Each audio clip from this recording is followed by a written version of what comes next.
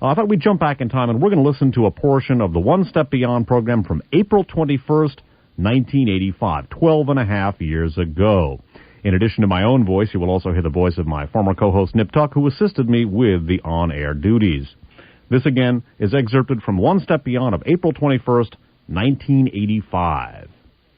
We'll be talking about that. Of course, one of the other major stories that came out this week, and it's not gotten as much play in the United States as in England, where it was front page headline news, 8-inch banner headlines, et cetera, which is the fact that a skeleton in a death's head, as a matter of fact, has been found in the British royal family's closet. We're going to read a short segment of an article from the New York Times for Thursday, April 18th, 1965. The headline is, Swastika's Shadow Falls Over the Royal Family.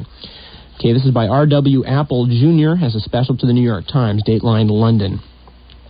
Princess Michael of Kent, who is married to a cousin of Queen Elizabeth II, spoke today of her, quote, deep shame at discovering that her father had been a member of the SS under Hitler. But she said she would soon prove that his affiliation had been honorary in nature and that he had been exonerated after World War II. Her statement, made in an interview on breakfast television, failed to still the controversy that has preoccupied the British press, if not the general public, since the report became known here on Sunday night when it was first published by the Daily Mirror. Simon Wiesenthal, the Nazi hunter, immediately said that the princess's father, Baron Gunther von Reibnitz, must have played an active role in the SS in order to have attained his wartime rank of major. Okay, before I skip down, also bear in mind that one of the great controversies over Ronald Reagan's visit to Bitburg Cemetery is that there are members, reportedly some 30 members, I believe, of the Waffen-SS, which is the military arm of the SS, buried in the Bitburg Cemetery.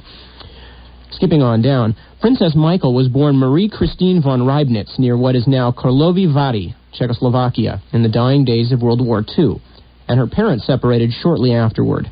She was taken to Australia by her mother, raised there, and never met her father until she went to spend a year with him in Mozambique, where he had settled when she was 18. The Baron, who has since died, attended her wedding in Vienna in 1978. She insisted in the television interview that although she knew her father had been a Nazi, she had always thought that he joined the party in self-protection, as did many other Germans. But when the newspaper article appeared, she said, she telephoned her mother in Australia and was told that he had indeed been a member of the SS, the Nazi elite guard. Quote, "Here I am, 40 years old," the princess said, "and I discover something that is really quite unpleasant. I shall just simply have to learn to live with it." The princess also spoke of a document that she said would prove that her father had been officially cleared of involvement in the Nazi concentration camps, and said he had never worn an SS uniform. One of her close friends, Norman St. John Stavis, a conservative member of Parliament, said the document was issued by a Bavarian denazification tribunal in 1948 and classed the Baron as a, quote, minor Nazi official. Mr. Wiesenthal said by telephone from Vienna that he doubted that Baron von Reibnitz had taken any part in Nazi atrocities because, quote, it was not Hitler's policy to have the aristocracy involved in the camps, unquote. But he dismissed as, quote, absolutely unbelievable Princess Michael's comment about the Baron's merely honorary rank in the SS. It is still unclear whether Buckingham Palace had known before this weekend of Baron von Reibnitz's past. Ordinarily, anyone planning to marry into the royal family is thoroughly investigated, because the Queen must by law give her approval, and there is no suggestion that this step was omitted in the case of the princess. Australian journalists say that the whole story was known there during her youth, and that British official investigators must surely have learned of it. Some critics have suggested that the palace knew and covered up. Others have insisted that the security services, which have often been criticized for failing to root out spies, had bungled another job. According to documents unearthed by journalists and researchers, Baron von Reibnitz joined the Nazis in 1930 and became a friend of Hitler's right-hand man, Hermann Goering. He married the princess's mother, the daughter of an Austrian ambassador to Russia, in 1941, and spent much of the war on the staff of the SS Southeast District with headquarters at Breslau in Silesia, which is now Wrocław, Poland. Some records suggest that he was dismissed from the SS in 1944 and was sent to the Russian front. Well, the death's heads, I guess one could say, in the royal closet are going to grow more numerous here and perhaps more significant. One of the things that we've been talking about, and which would be worth reflecting on in I guess you could say, against the background of Ronald Reagan's proposed trip to the Bitburg Cemetery, which does not only contain the graves of some SS men, but also Bitburg was a staging area for a key SS unit which spearheaded the Battle of the Bulge, the German Ardennes offensive. One of the people who was involved in that was a very mysterious SS general named Fritz Kramer, who apparently did not exist, at least according to records, before 1939, and apparently disappeared from the face of the earth after 1947. He was chief of staff of the 6th SS Panzer Army. There was also an interesting Fritz Kramer who apparently was connected to I.G. Farben and yet was anti-Nazi and working on behalf of the U.S. intelligence service and in the U.S. Army. He also was at the Battle of the Bulge, and one of the people he was in contact with was a young private named Henry Kissinger. A fellow named William Casey, an OSS officer, was at the Battle of the Bulge. So that is a very key area. And in connection with the massacre of a number of American POWs at Malmedy, right across the border from Bitburg, there was an interesting trial in which Fritz Kramer, chief of staff of the 6th SS Panzer Army, stood trial for this massacre. And his acquittal, or his conviction, and sentenced to 10 years later commuted at that trial in 1947, is the last record of this fellow. Now, this Fritz Kramer, who was associated with Henry Kissinger, goes on to become the chief of operations and plans for the Pentagon, I believe, starting in 1949.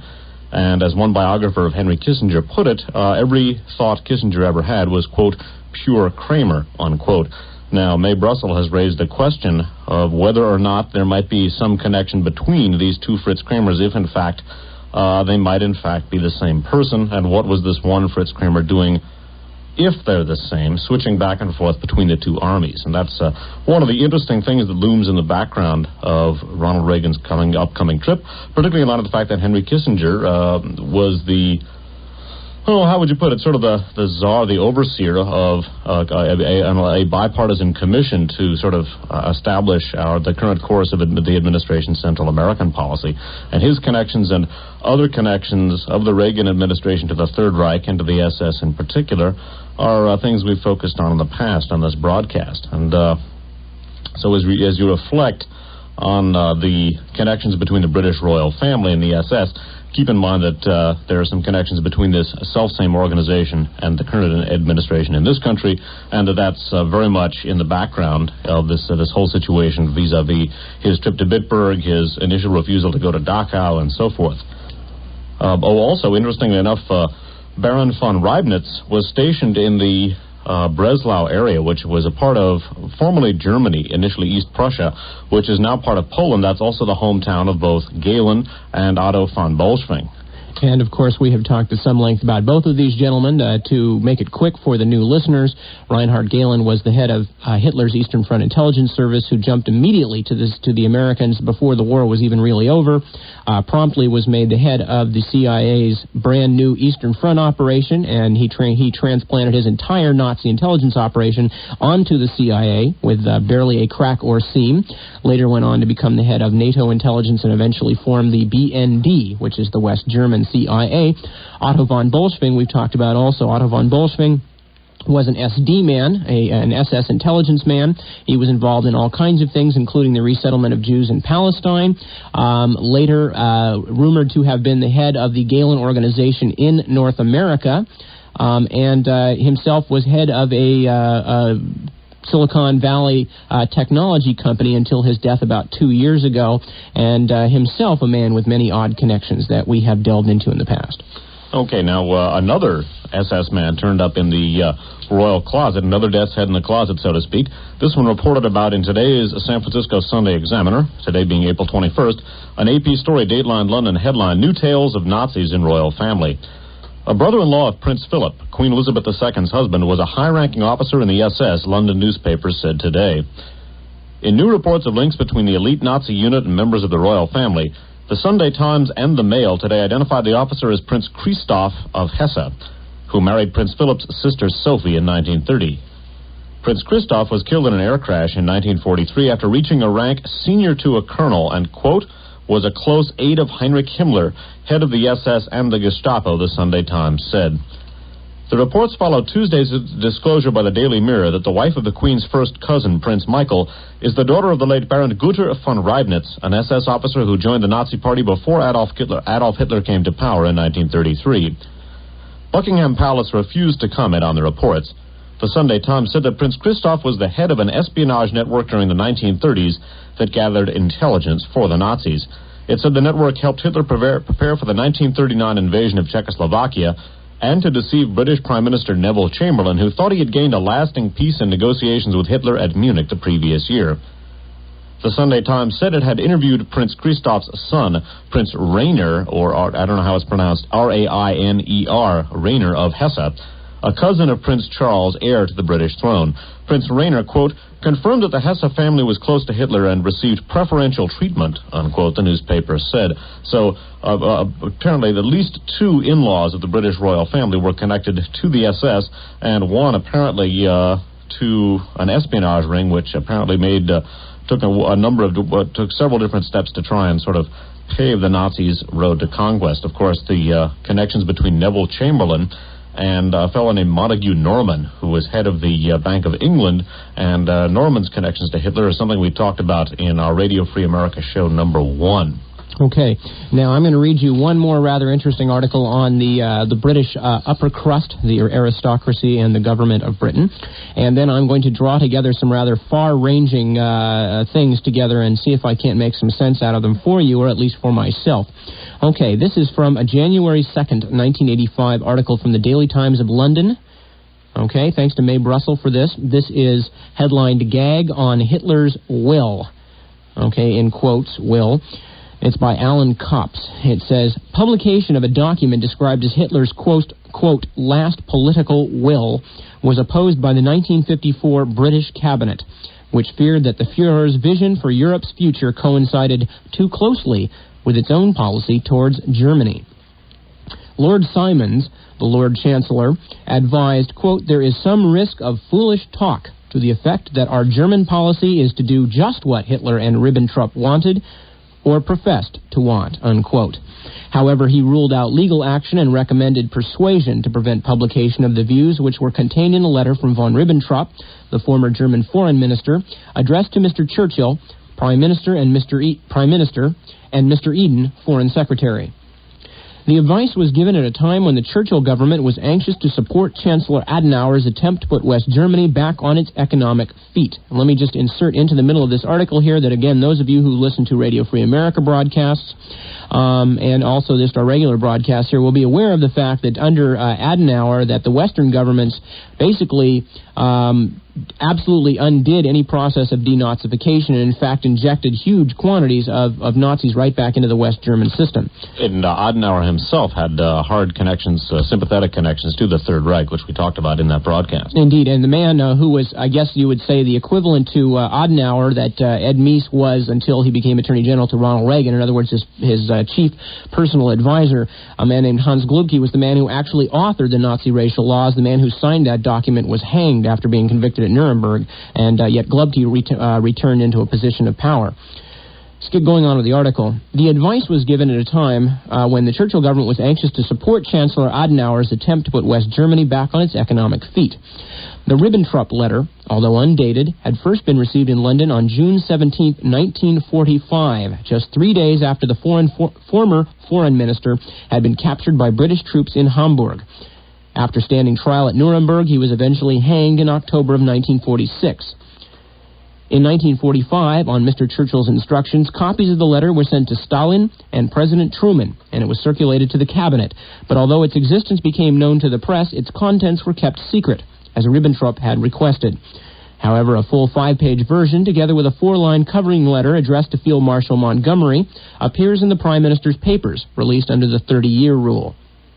Although rambling in tone and full of self-justificatory statements from Ribbentrop, the essence of the letter is summed up in the passage, quote, in spite of all disappointment and embitterment about the repeated English rejection of the German offers, the English-German collaboration has, to his last hour, always been the political creed of the Führer, unquote.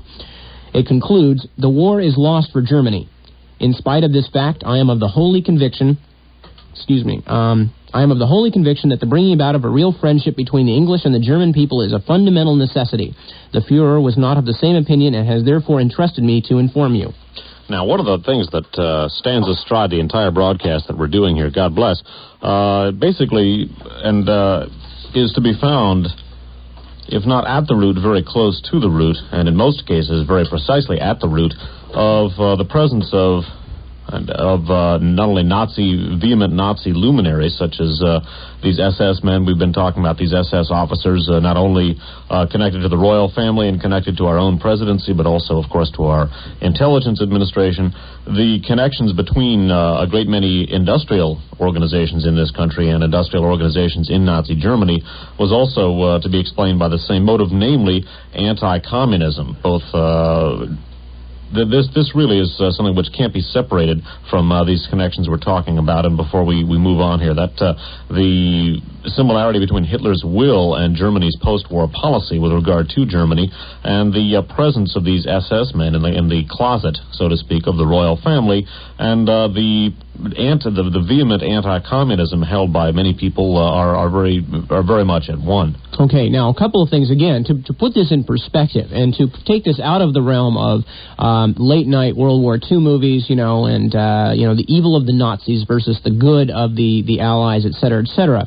Okay, one of the main reasons that there were these connections, say, between the British royal family, that there were connections between the plans of the Nazis and, in fact, the eventual route that West Germany took when the Allies began to administrate West Germany, the fact that Klaus Barbie is sitting in a French jail where he will probably sit until he dies because, reputedly, there are many, many people still in positions of power in France who are very embarrassed over the collaboration, which was massive, with the Nazis during the Nazi occupation.